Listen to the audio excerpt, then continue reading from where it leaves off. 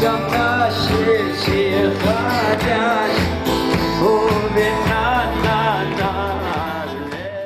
everyone. I'd like to dedicate today's shir to those karbonos who have been falling in Samaria, innocent civilians being shot at. I think there was a drive-by shooting today with 2 victims. It's unfathomable that this matzav should continue, and we should daven that not only should their neshamas reach their very, very, very high place in Gan Eden that they deserve, but that there should be strength and will, and Hashem's hashgacha pratis to stop these random attacks.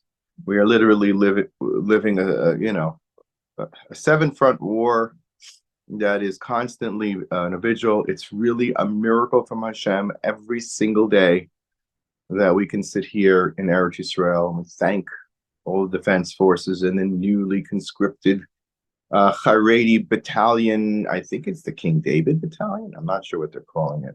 But in any case, thank you. We must thank you, and we must pray for your success. And Hashem Yinkum Damam. Okay, here we go. Very special shir today. Lots going on. I want to focus on Parshat Vayechi, and it's the previous Parshat Vayigash, and we're going to unlock the secrets of a mysterious land. It's called Land of Goshen. Land of Goshen is not something a lot of people know about, but it has an incredible power that is viewed in this week's Parsha. Secondly, the conversations between Yaakov and Yosef, 2 conversations at the beginning of the Parsha, and Yaakov and the rest of his children, including Yosef, at the end of the Parsha, are presented in detail, and we have to know what the message is, what's the takeaway, what's the halacha l'maisa, so to speak. So I'm going to begin with a question regarding the Shivim Nefesh that come down to Mitzrayim, which is listed previously.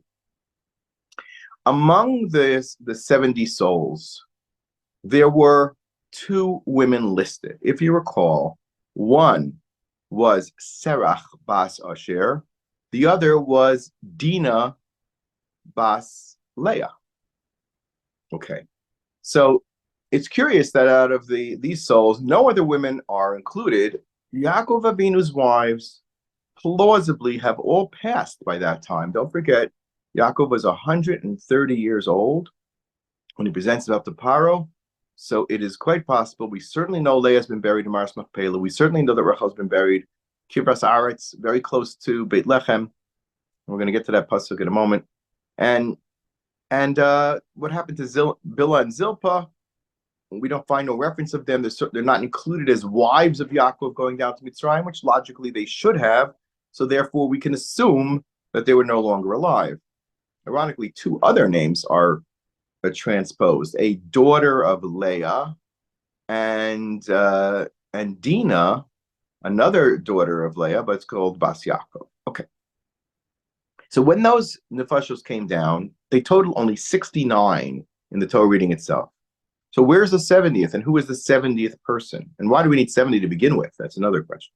So the 70th person is none other than Yocheved, the daughter of Levi, another child of Leah, okay, but a equal sister to her brothers, Gershon, Kahat, and Merari, aunt of Amram, who she would then marry and produce Moshe and Aaron and Miriam.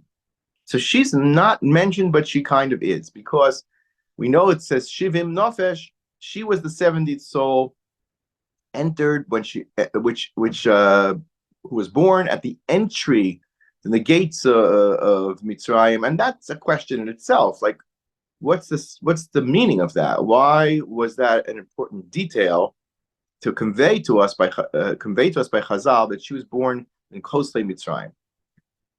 And of course, she is the mother of the Mashiach, and what is the connection there? But so when it describes the 70 souls that come down, the 3 wives of Yaakov are mentioned in that they gave birth to these descendants. They gave birth to these sons and grandsons, but none of them are called Ashes Yaakov. They're not called the wife of Yaakov. Surprisingly enough, only one of them is identified as a wife of Yaakov, and that, of course, not surprisingly, is none other than Rachel. But that begs the question. Here the brothers have just reconciled after 18, he was 17 when he was sold. Yosef's 30 now. It's been 12 years of utter agony in the household of Yaakov Avinu. And finally they're reconciled. Yosef has given his musar. Oili Amadin, Oili Amatochacha. Yehuda has miraculously stood up at the cost of his own welfare and life to rescue Binyamin, because he could not tolerate his father's pain. The pain of Yaakov is so you could cut it with a knife, and all because of the sibling rivalry between the sons of Leah and the sons of Rachel. Right? I have already previously made a bracha. But nevertheless, in last week's parsha, we identify only Rachel as the legitimate wife of Yaakov. How could that be? It says, Elishmos b'nei Yisrael habai Mitzrayim Yaakov abana b'chor Yaakov Ruvain. Then it lists b'nei Ruvain. Okay? And then it lists b'nei Levi. Onan, etc. Right?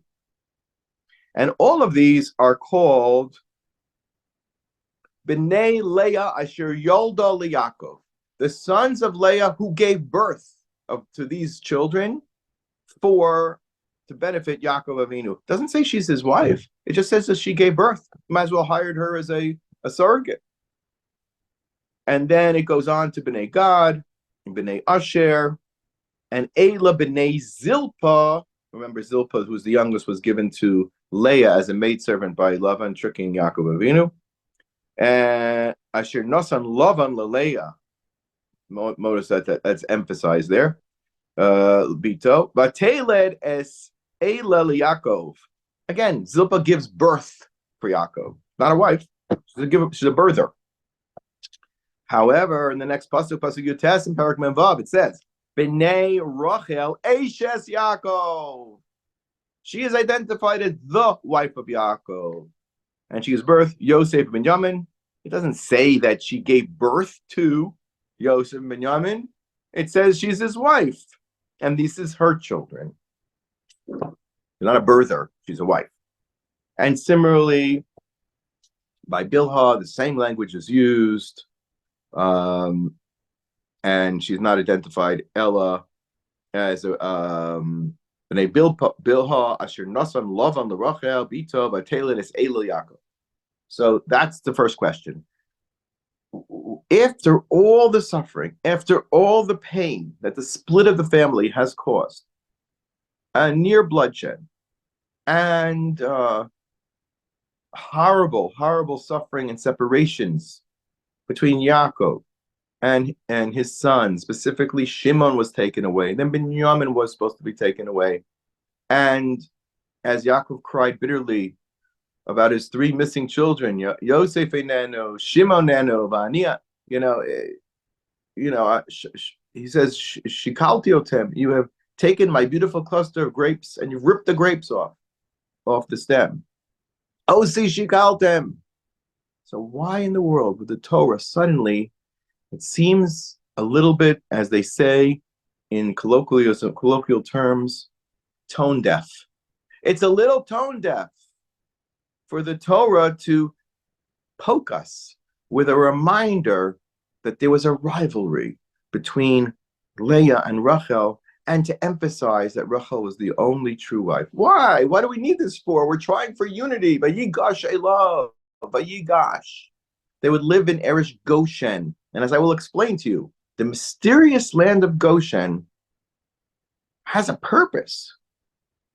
Same as Vayigash Elav Yehuda. We're trying to focus on making a gush, making a collection, making a unity.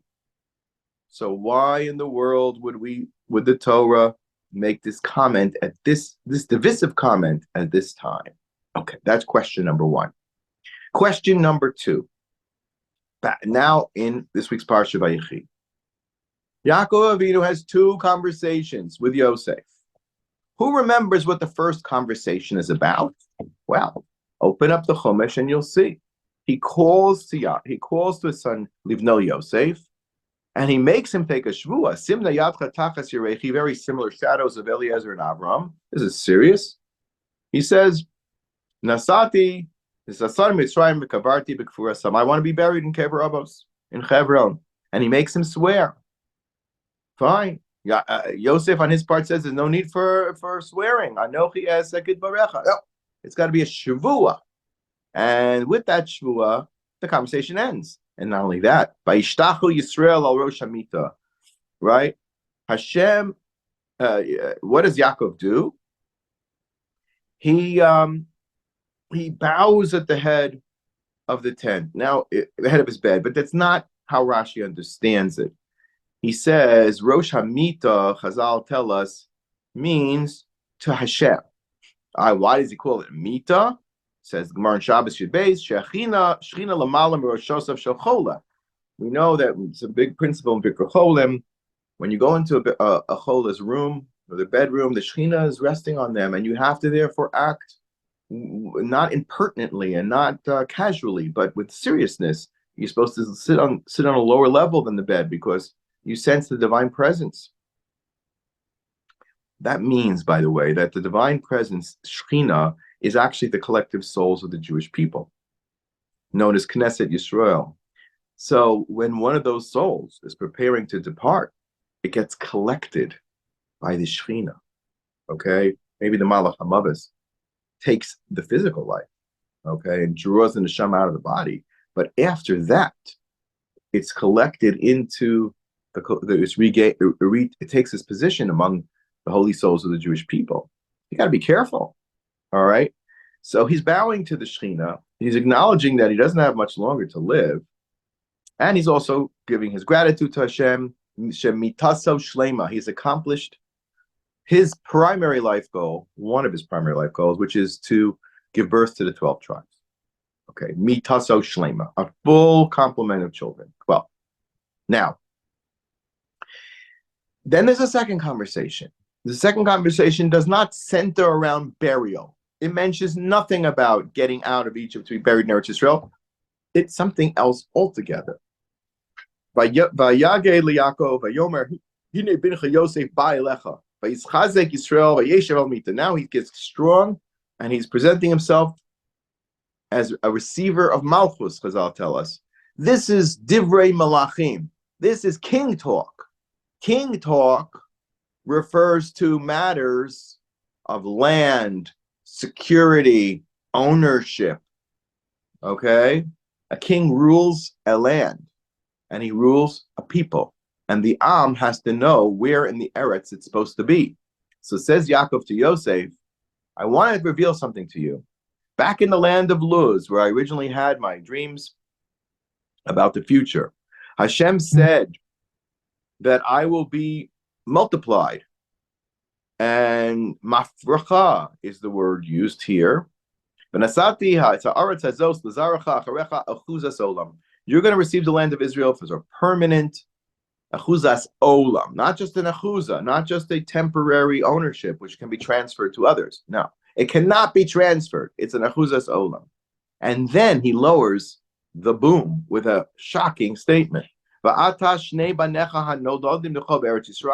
These two Jews born in Chutz La'aretz, of course, all of them were born in Chutz La'aretz, with the exception of Binyamin. Ad bo yelecha Mitzrayim, li heim Ephraim Menashe. But during these years that we've been separated, these 22 years that we've been separated, right, from age 17, 18 till 30, I'm going to accept them as full tribes. They are not the nephews of the other Shvatim. They will be considered Al Shem Achechem Yukaru Benachlasam. This is a matter of the division of the land after conquest. This is about rulership. This is about the distant future. Va'ani beboim padan. Now Yaakov injects something that seemingly has no place. Listen to this pasuk. Va'ani beboi mi padan mesa alai Rachel be'eretz Canaan. All of a sudden, he interjects. And by the way, about that being buried in Hebron, well, I apologize, but I buried your mother not in Hebron, and I buried her be'od kivras eretz lavo Ephrata. Suddenly, the name of Beit Lechem changes to Ephrata. That sounds very similar to Ephraim, or what was referred to previously, Hineni Mafracha. I'm going to get an extra, it's going to be an extra here. There's going to be more. Why is Beit Lechem all of a sudden transformed into Ephrata? Ve'ekbar Hasham b'derech Ephrat. She's buried on the road of Ephrat. He Beit Lechem, which of course we know is in the Nachla of Yehuda, and it's the first place of the monarchy of David HaMelech, first over Yehuda and Binyamin, and then the rest of Israel. What's going on over here? Why do we need to know at this point where, to be mitnatzel, to apologize for not burying Yosef's mother in Maris Machpelah, which wasn't really far away? If you think about it, from Beit Lechem to Hebron is not far at all. Could have taken her there. We didn't. Why? And here's the big question. And then he goes on to bless the two sons, Ephraim and Menashe, that he has just promoted to the level of Shevet. Where should Yaakov have given his hitnatzlut, his apology to Yosef? He says, Ve'ekbar Hasham, why did I bury her? Afilu lebeit lechem lahachnisa la'aretz. It's mashma from Rashi here.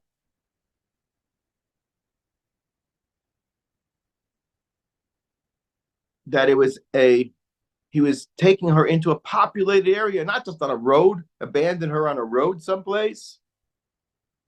Lachnisam la'aretz, meaning a land that's populated, a town. They knew they were in Eretz Yisrael, but a yishuv in Eretz Yisrael, not just a midbar in Eretz Yisrael. I know you might be questioning me, says Yaakov Avinu, based on this medrash, and it says, I'm sorry, but Rachel was buried there. Why? To help her children. When the wicked Nebuzadran, who was the butcher of Nebuchadnezzar, he took them out. Hayovrim derech sham yatzas Rachel al kivra. The soul of Rachel emerges. Ubochem vakeshes alechem rachamim, and he cries for her children. Shenemar kol b'Rama nishma Yirmiyahu lamed aleph yudaled. Akash Baruch Hu Meshiv. Akash Baruch Hu says yesh schar lepulasech num Hashem shavu banim legvulam. Okay, fine. That's a wonderful, wonderful apology. But which conversation does it belong in? The first conversation of the Parsha between Yaakov and Yosef regarding burial, or in this second conversation, which is all about Shvatim and Yerusha? What in the world? Why would Yaakov bring up this issue now? We're not talking about burial. We're talking about Shvatim. It's a very tough question. Very tough question. I don't know if you've contemplated it, but it's how shall I say, non sequitur. It's awkward. It's off key. Why is it here? Okay. So I'd like to suggest to you the following principle. And the two questions are answered with one teirutz. What Yaakov was doing in his last 17 years in Egypt, we say Vayechi Yaakov. Yaakov lived. Why was he so alive? Why was he so filled with passion and happiness? After all, he was out of his land. There was separations going on. Yosef was ensconced in the world of servitude to Paro. They were all technically avadim to Paro, sans Yaakov Avinu, by the way, because since the brothers were technically supposed to be avodim to Yosef, and Yosef is an Arab Eved to Paro. They were all slaves. They were enslaved. They were swallowed up alive by Paro in Egypt. Only Yaakov remained difficult to, how shall I say, absorb. Yaakov did not steal from Yosef.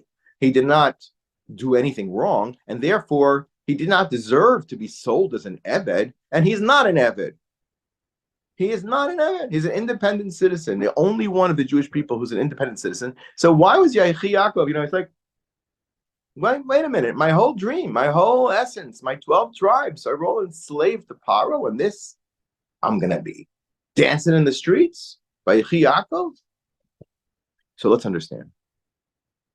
Of course, Yaakov knew the nevuah that was given to Avram, that there was going to be a purging process, Arba Me'os Shana, which Hashem thankfully shortened to 210, and even the years of the actual labor were shortened, and it'd be backdated 400 years to the birth of Yitzchak, as we all know. Yaakov it represents, Ela told us Yaakov Yosef, the power to extricate the Jewish people from slavery and imprisonment. First of all, the first time that he does that is in the house of Lavan.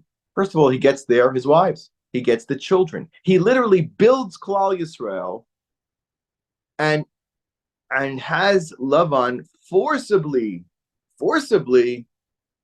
they're removed from the clutches of Lavan, from being swallowed alive. Bikesh, Lavan, La'akor Sakol. He wanted all for himself. Yaakov miraculously, including the sheep, which I mentioned in the Svarim Kedoshim, they say were, based on Zohar, that these represented future members of the Jewish people that are absorbed into assimilation and Golus. In fact, it also ironically symbolizes the gift that he gave to Esav of Jewish souls, that he had to seed, C-E-D-E, to Esav, because that's what happens to the Jewish sparks of Kedusha. They sometimes get swallowed alive into an assimilation, into a Golus. Yaakov and Yosef, as his agent, which is why he calls Yosef, one of the reasons he calls Yosef, are the only ones empowered to remove the Jewish sparks of holiness from their point of being swallowed by foreign entities, foreign nations, foreign kings, the land of unholiness. And who's the compatriot, the third partner in that, of course, is Rachel Imenu. As we just saw the Medrash, Shavu banim legvulam is the agenda of Yaakov Avinu. He sets the tone in the beginning of the parsha by forcing Yosef, who has the power, who is that person who can do shavu banim legvulam, to bury him in Eretz Yisrael, to pave the way, at least on a very spiritual level, but on a symbolic level, on an emotional level, on a reality level, on a chinuch level, on every level, that we're not staying here. This is not the be-all and end-all.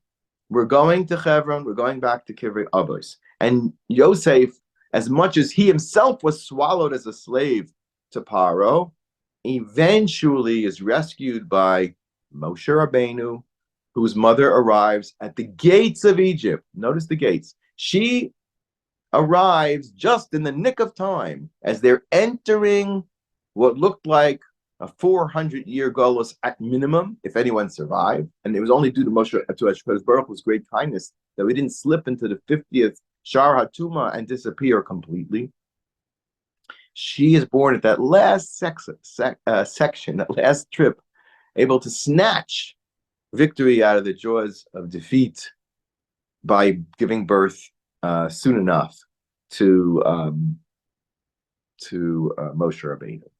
Now, I mentioned two other women were a part of this, Serach Bas Asher and Dinah. What does Serach Bas Asher have to do with this? So she is actually a very mystical figure. She's one of the people that Chazal say went to Shemayim alive. Two that I'm aware of, others was Chanoch from the generation of Adam to Noah, who was taken alive and was transformed into a malach known as Mitat, the arch CEO of Hashem's heavenly realm and system of management of the world, which is a complicated subject in itself. The other one was Eliyahu Novi, was taken alive as in a chariot of fire. And there may be others, but certainly Sarah was included by Chazal in that list. Why? Because she was the one who sang Od Yosef Chai. She strummed her instrument so as to not shock Yaakov, give him a heart attack, so that his nefesh would just jump out, much like Sarah did when she heard the news of the Nir Akeda, or the non Akeda, depending on the Perush, that we don't want Yaakov to die about the news of his son, or go into some sort of state of ill health. It's Sarah Bat Asher who plays her instrument and sings softly to him, "Oh Yosef Chai, oh Yosef Chai." That moment of Sarah Bat Asher is so symbolic, is so powerful, because when we say "Oh Yosef Chai," what we're really saying is the potential of the Jewish people to have a Mashiach ben Yosef, who will lead them out of Gullus, which is his primary task. That's what Yosef did. In fact, Yosef's sarcophagus is what splits the Yam Suf. Hayam Ra Yanos, Ma Ra'a, they saw Arono Shal Yosef. It is Yosef's Aron that intimidates Esav and because remember, he's the Satano, he's the counteract, he's the the antidote to Esav and all of his cohorts that came to claim their quote unquote rightful place in the hierarchy of Kedusha by demanding his spot in Kever Avos as an Av alongside Yaakov, and or instead of Yaakov. And Yosef's Aaron appears with his crown on it, and everybody else puts their crown on Aaron. There is this powerful force, and it's not just a person, according to Vilna Gaon. It's the inevitable return of the Jewish people to their homeland against all odds. We've experienced it in our lifetimes. We're experiencing it every day, but not without great Mesiras Nefesh and pain, such as all these wars that we've gone through, such as all these wars. And I'm going to reference one of the wars, which includes Eretz Goshen. Okay? Well, first, let me finish my point. Yaakov Avinu joined forces with Yosef at the very beginning of Parshat Vayechi to say, we're getting out of here. Shavu banim legvula.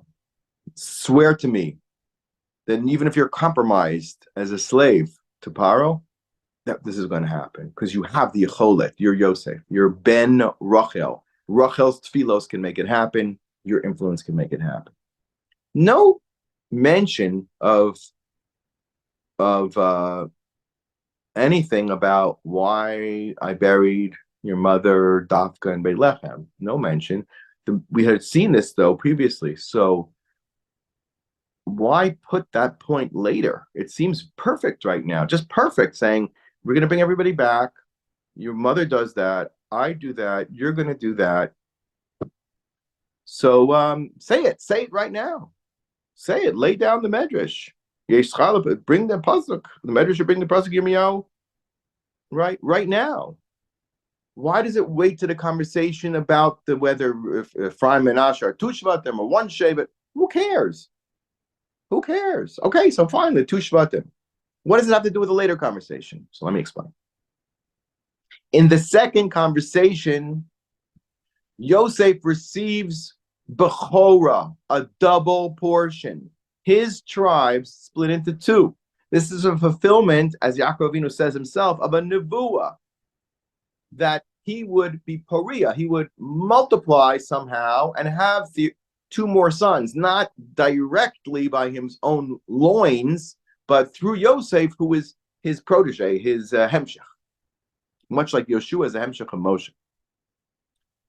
So now it raises the question in Yosef's mind, as Rashi points out, maybe you're thinking, now that I've given you the Bechorah, it's one thing if our job is to be Mashiach ben Yosef and bring the Jews back, V'shavu banim legvulam, fine. But that does not necessarily the job of the Bechor. It's a job, but it's not the job of the Bechor, of the leader of the people, of the entire nation. But you're now telling me, Abba, that I am the Bechor. And that's why it says Rachel is the wife that goes down to Egypt, because there they will share a task of bringing the Jews back. True. But now you're telling me that she's your rightful wife in terms of Bechorah, that's not a task. That's the task. That's it. That's the Bechorah of the Jewish people. I am the Bechor. Bechor Shoro Hadarlo. Seems that Yosef has been appointed the firstborn, who takes, according to the Gemara, according to Allah, a double portion in the inheritance. Inheritance is exactly what they're discussing in the second conversation between Yaakov and Yosef. So there, the question comes up: if I'm indeed the Bechor, then why didn't you bury my mother in Mars Machpelah? That question didn't appear in the first conversation because it wasn't relevant. We just have a task. We have a task. So fine. So she's in Bethlehem. It's part of the task. But now that you're telling me that I'm something much more than just a son of Yaakov and Rachel, I am a double portion going forward into the inheritance of the land, then you have to explain to me how my mother got put in a secondary position and not the primary position in which you buried Leah, to which Yaakov explains, you must understand how deeply rooted the mission of your mother is to the derech, to the roadside. Kivras Aretz, it's on the road, a little bit of a road, and the roadside is where the Jewish people would be heading to Galus, and that is the key point.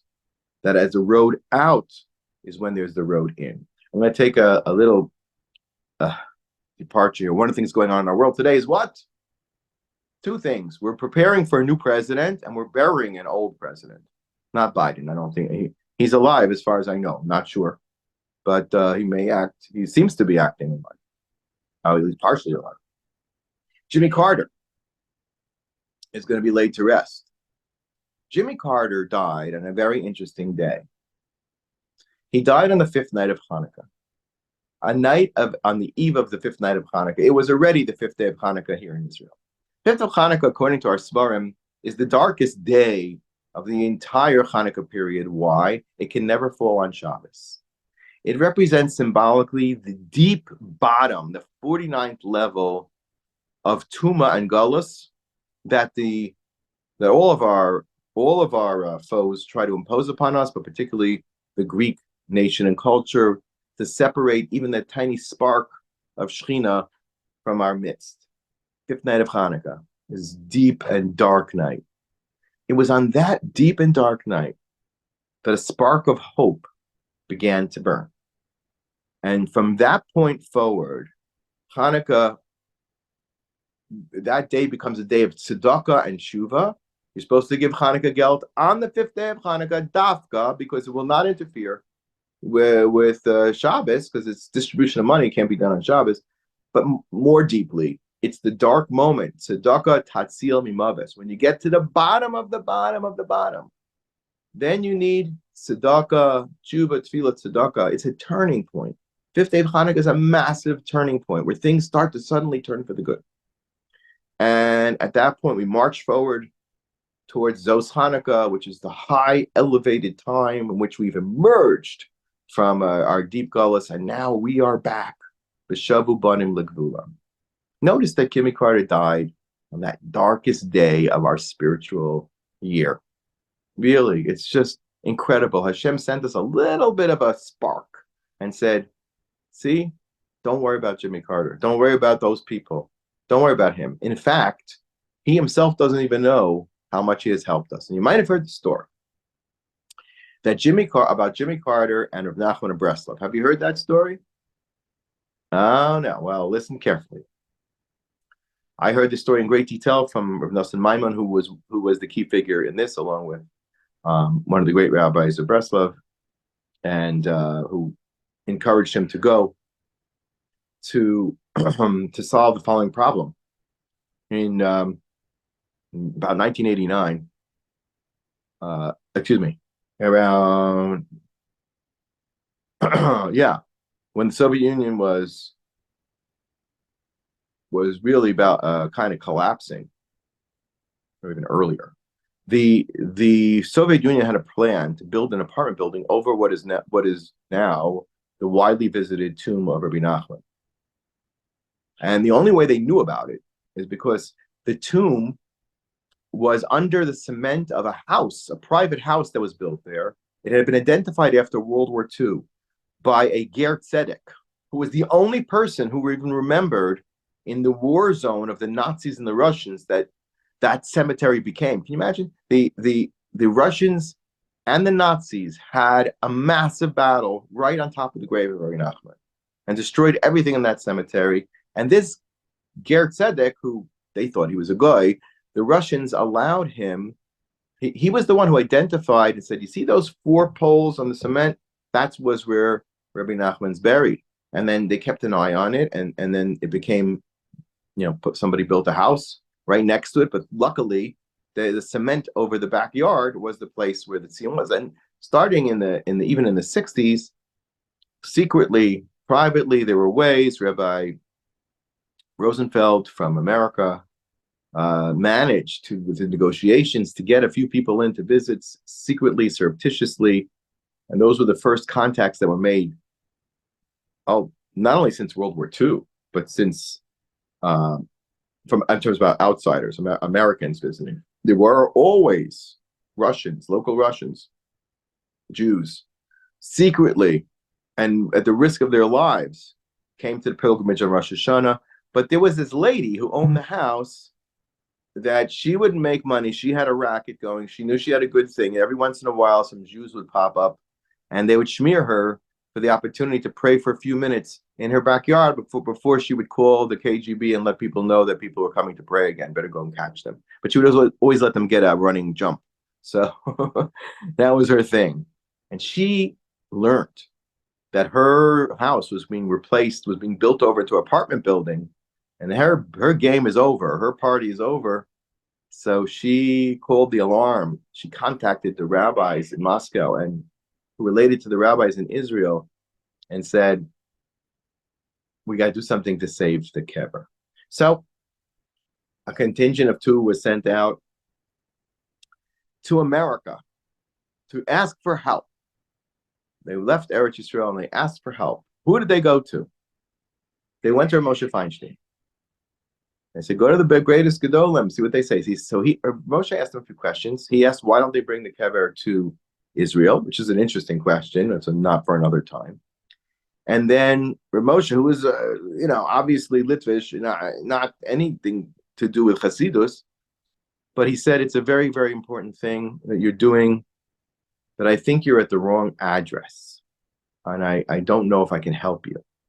And subsequently they turned to, but they did get in touch through Moshe, I believe, to the Agudath Yisrael of America, and that was helpful to them. But I'll explain to you what really the deeper help. They went to the Lubavitch Rebbe. The Lubavitch Rebbe said, who had many, many contacts in Russia, said to them, "Listen, the person who can help you the most is Rabbi Tights from Elizabeth." Now, Rabbi Tights, who is a musmach of the Rugged Gaon from Latvia, a world genius, the founder of a community in Elizabeth, New Jersey, who took Shiurim HaPleita, broken Jews who came from the Holocaust, who became multi-millionaires in the hotel business. These are famous names. These includes the Kushner family of Trump family fame. Kushners, Halperns, they owned the hotels, the Dan hotels in Eretz Yisrael. They became multi-millionaires. Anything the rabbi asked them for, they did. He said, "We're building a shiva." "I'm building a shiva. I'm building a studio to teach Torah," which was the first, well before Daf Yomi was broadcast. He was to do the Motzei Shabbos Blat Gemara. Lama Lernin a Blat Gemara, which was one of the most famous, one of the first, the most innovative technological ways to spread Torah. In the early days, he had a studio under the JEC Yeshiva where I attended that yeshiva, where my father, Zechatzadik L'bracha, was the Rav in nearby Perth Amboy. I attended that high school, Masifta, now called Rabbi Tights Masifta. Okay, Now comes a little backstory. Several years earlier, Jimmy Carter had been campaigning to be president. Several years. I think what I told you about took place in 1979. Let's go back to 1975. Jimmy Carter is campaigning to become president. Rabbi Tights, shrewd and brilliant as always, gathers his group of multi-billionaire Holocaust survivors and says, Jewish people are in trouble here. If this guy gets elected, he's a Bible-toting Christian who has no great love for the Jewish people and no contact to the Jewish people. We've got to do something to make a kesher with him.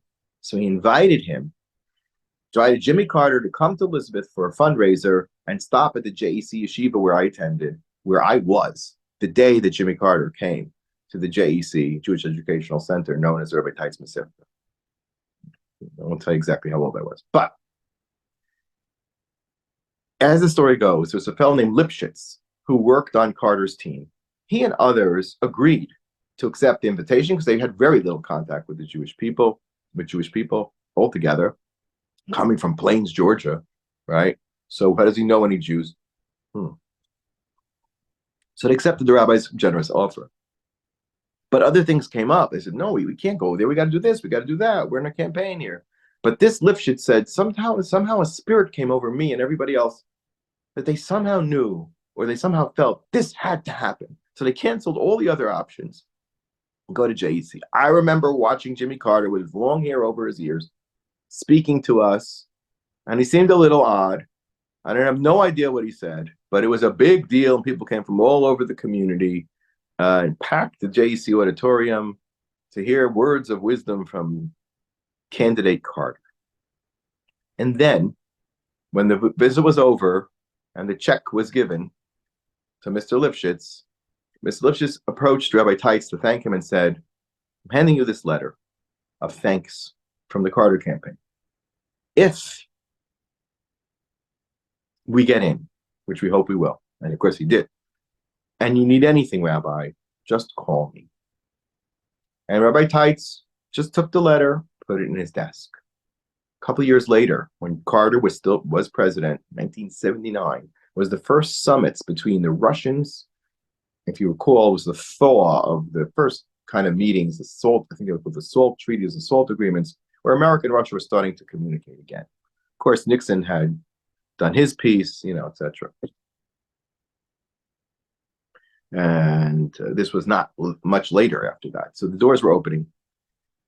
And Rabbi Tights and Rabbi Moshe Sher of the Aguda both asked the team on the White House for a request from the Russians. Now, what happens when they make SALT agreements, they have a giant table, 30, 50, 100 people are sitting at that table. They're running back and forth, and everybody's making nice, giving gifts. It becomes a whole gift-giving party, okay? We're making an agreement, and by the way, we're going to smear you with this kind of money. We're going to give you this kind of thing, and what do you need from us? Oh, you need this? Okay, we'll do you a favor. It becomes like the whole Hanukkah party there. And they listed out all kinds, 30, 40 different things that they agreed to to cooperate on. One of them being not to build an apartment building over Rabbi Nachman's grave. And Rabbi Tights, when Rabbi Maimon, and I believe Rabbi Bender, I believe one of the greats of wrestling, sat in his office in the JEC where I attended school. He opened the drawer and he said, this is your dilemma now 3 years after Jimmy Carter was here. I'm Efsher, for this moment, den brief, this letter came to my possession. All right. And sure enough, the wheels turned. The Soviets agreed, but they had no idea what in the world he's talking about, where in Uman, what the location was. So Rabbi Maimon had to personally go with special permission, to Uman to show them the spot, and they were Mavato David. If you go there today, you'll see two old Soviet style apartment buildings. One faces this way, one faces this way, and the third one, which was going to form like a U, is absent because that's where the old cemetery is. And that's where the place where thousands of people flock year round, actually. And I was there as recently as Parshat Vayechi, so I can tell you it's all year round. So Jimmy Carter saved the place, which has had enormous impact, not only on Jews to do tshuva here in Eretz Yisrael, America, wherever, but lots of non-Jews too. Because, for example, Rabbi Shalom Arush, who's a student of Breslov, and he started a Breslov movement here in Israel, but he started writing books about Emunah. He himself was a Baal Tshuva and a former military helicopter pilot, whose all of his friends crashed, and he wasn't on the plane, and he went soul searching, and he became a Baal Tshuva. He started to talk to Hashem, and sure enough, he became one of the greatest influencers in our generation. His books have reached millions. Jewish books don't reach millions, okay? You're lucky if a Frum book reaches 10 people, let alone 10,000 people, let alone 100,000 people, let alone millions of people. It doesn't happen. It's out of the extraordinary. It's supernatural. It's from the koyach of the tzaddik. And what is he writing about? Believe in Hashem, talk to Hashem, be close to Hashem. It's called the Garden of Emunah. And goyim around the world have been scooping up these books and doing it. And they're all turned on, speaking to God from the heart of hearts, crying their tears out and making a relationship with Hashem, whereas most of us are mumbling the siddur. And then we say, okay, Shemona Esrei, get out of here. The scattering at the end of Mincha, you can time, it's like in a New York minute, they say, we're out of here. And I'm talking about myself.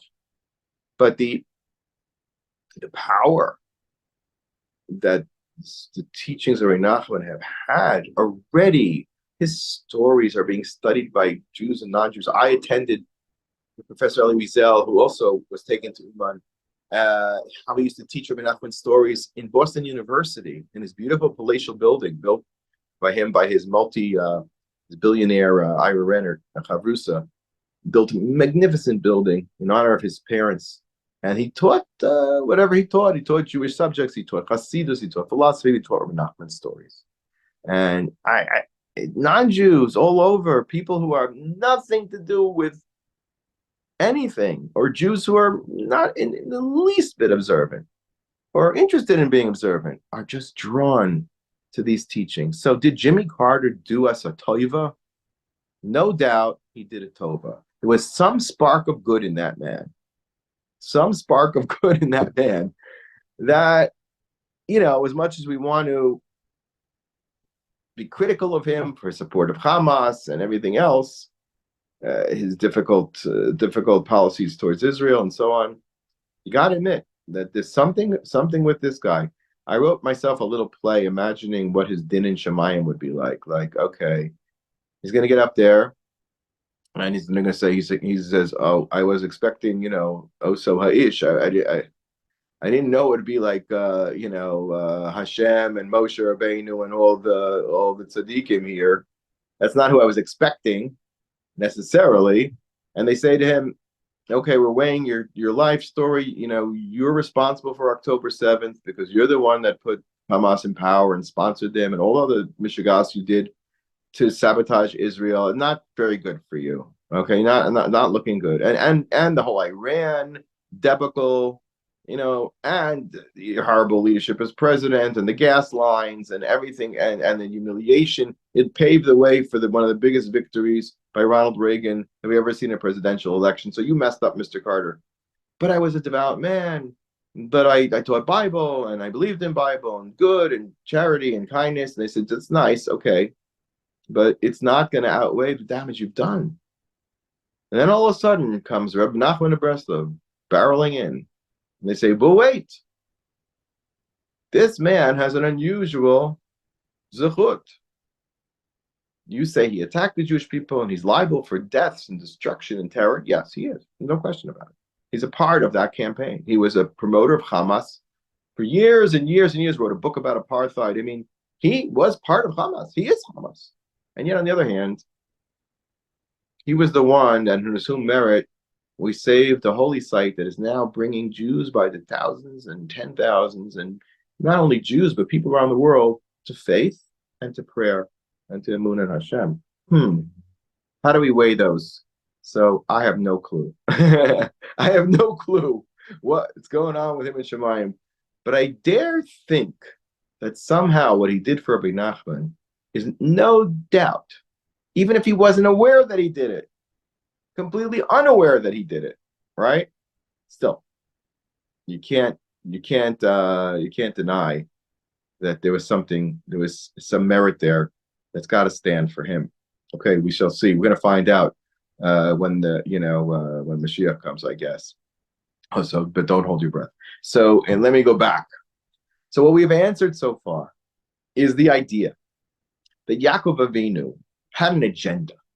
He wanted to shavu banim l'gvulam. His whole 17 years of chiyus, he was working feverishly towards his goal, which was to return the Jewish people back home. He set the stage. He set the ability for it. You know what he did? And we mentioned this. He gave Paro the ability to raise the Nile to his feet. Why? Because he didn't want anything to do with Paro or Egypt. He says, you're going to try to hold on to me and my people because I bring you blessing like my son Yosef did? Sorry, buddy. Take your blessing and go on your own way. He hastened the Gullus. He hastened the promotion of Paro into a deity. Why would Yaakov do such a thing? Why would he do such a thing? It's like giving a sword to your enemy to kill you with it. No, Yaakov said, we have to go through this process. Let's just get on with it. Don't let the Jewish people be hung on to. I don't want to be held on to. I want to get home. I want Yosef to get home. So he gives Paro the power to say, I don't need Yosef. Asher lo yadas Yosef, I can forget about Yosef because I got the power right now. And who gave it to me? Yaakov Avinu. Remarkable. Why? But it's consistent with his policy to get the Jews out. Get the gullus going. Don't hang on to us. Let us go. Let my people go. And then, so that explains the prioritization of Rachel as a wife, even in Egypt, among others, and of Yosef being promoted to a Bechor position, but not the final Bechor. Because the first Mashiach gets us out of Galus. The second Mashiach will settle us in Yerushalayim. Now, who's going to build the first for the Beis HaMikdash HaShlishi? That remains to be very widely debated, but according to the Vilna Gaon, it's Mashiach ben Yosef, not Mashiach ben David. Mashiach ben David comes in a more spiritual place when human beings are quickly evolving their neshamas to such a level that we're getting ready to merge with Hashem in a much more profound way than we are today. That's more the work of Mashiach ben David. But let's go to Eretz Goshen just for a moment. All this discussion about Eretz Goshen. Yosef wants them in Eretz Goshen, and they got the sheep, and they got to go to Paro and get permission. He says, can you watch my sheep? Why? Why do we need to know so much about Eretz Goshen? What is Eretz Goshen anyway?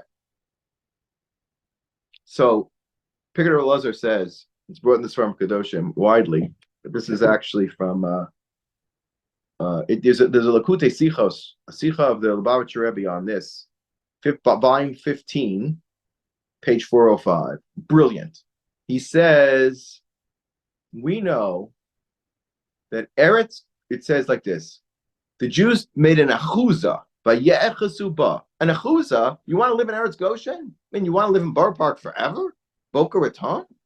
I mean, seriously, Atlanta, Georgia? Where, Plains, Georgia? Well, this is our achuzah. Lakewood. It's not a bad place to live. Great house. Tom's River, Valley Stream, Woodmere, Teaneck, Eretz Goshen.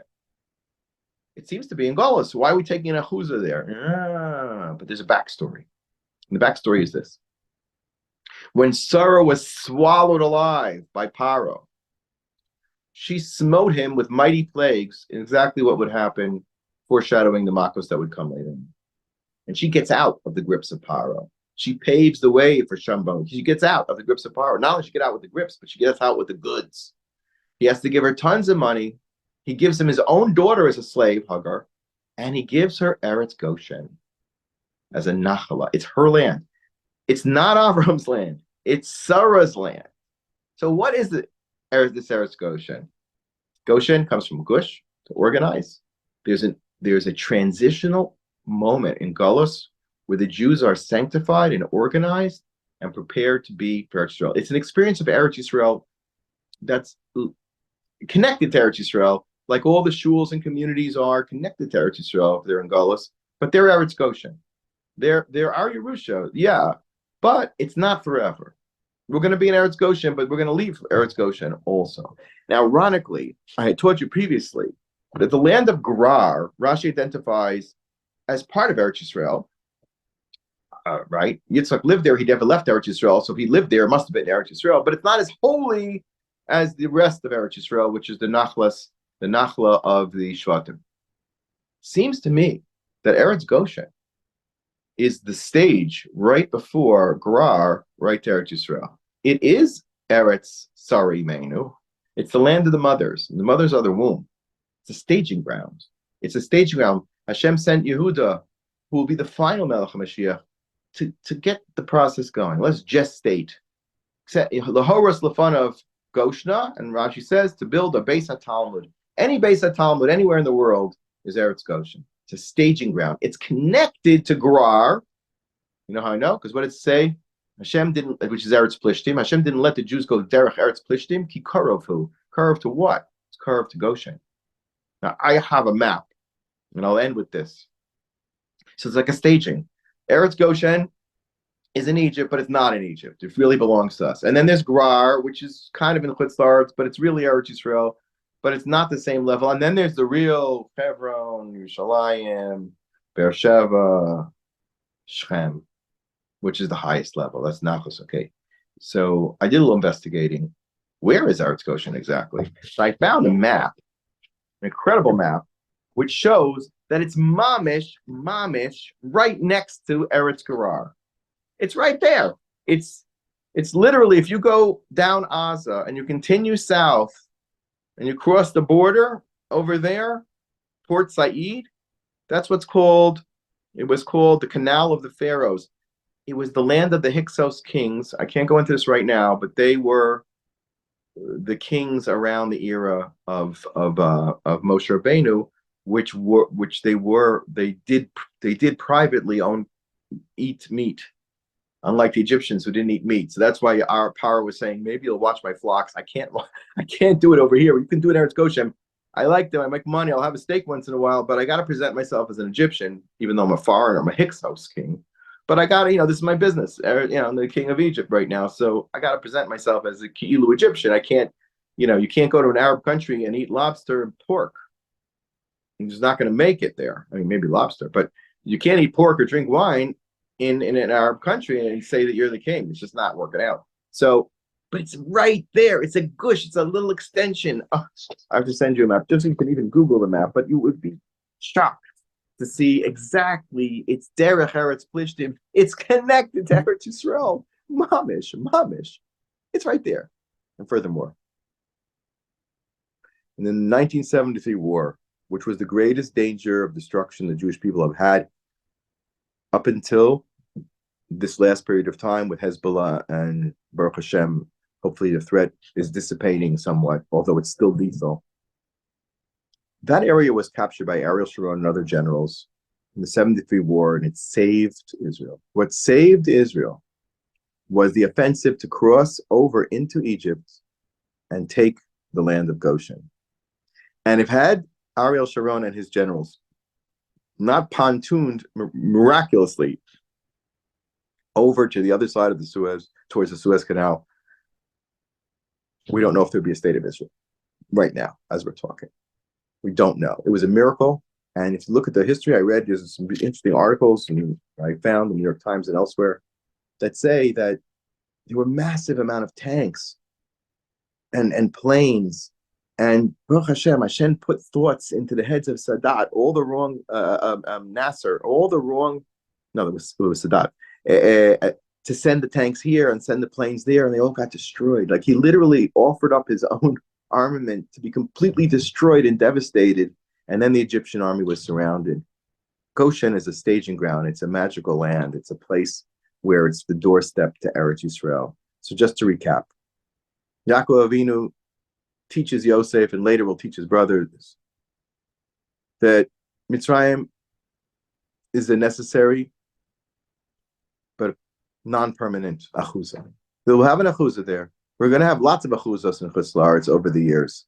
Every one of them is like Mitzrayim that wants to swallow us alive to the same way it swallowed Sarah, right? But since the time of Sarah and Menu, we got out and we were able to get to an Eretz Goshen where Jews could observe Torah and mitzvos and build communities. And that was what saved us, at least temporarily. And then we can move on from there to Eretz Gerar, and move on from there to Eretz Yisrael. So this is a miraculous time. This is the message of Parshat Vayechi. And B'ezras Hashem, we should feel that all of our friends and neighbors in every community around the world who are not in the safest place and understand now that they're in Eretz Goshen. It's a staging ground, and they're very close to us, but they're still quite far away. And we're in Golos, but we're not in Golos. It's a very interesting kind of thing. It's a transitional moment, the little spark of Kedusha, because that's what getting the Jews out of Golos is. Our tradition teaches us up in the Zohar that the sparks of Jewish Kedusha get swallowed by the Golos. It's time. Sarah was one of the first ones, and Rachel after her, to get them to spit it out. And that's how literally the Zohar describes it. But it's been swallowed by the snake, swallowed by the lands of Unkadusha, have to spit it out, and they spit it out with a lot of money too. Comes with a lot of money and a lot of blessings. They said the Maccabees became instantly rich from being paupers because they plundered the armies of Greece and got gold and silver. It takes a lot of money to feed an army, and they became wealthy almost immediately. Instantaneous wealth. This is our bracha. We want it to happen. We want our enemies to come around, to spit out their resentments and their hatred, and come to terms with the Yosef part of us, which is the benefit of all mankind that we represent. Hashem should give us blessing as we enter the weeks of Shovavim, Shmos V'Yer B'Shalach Yisro, Truma Tetzaveh, which are periods of tshuva. We should get the holy sparks a little bit out of ourselves, outward, and increase our kedusha. And Hashem we should consider to see miracles.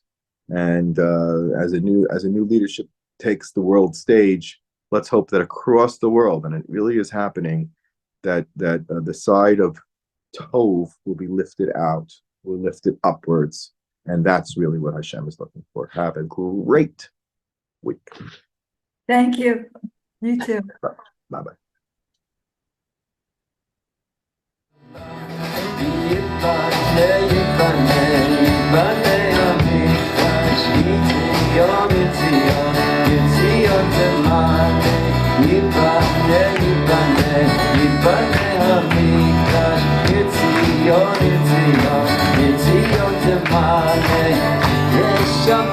It's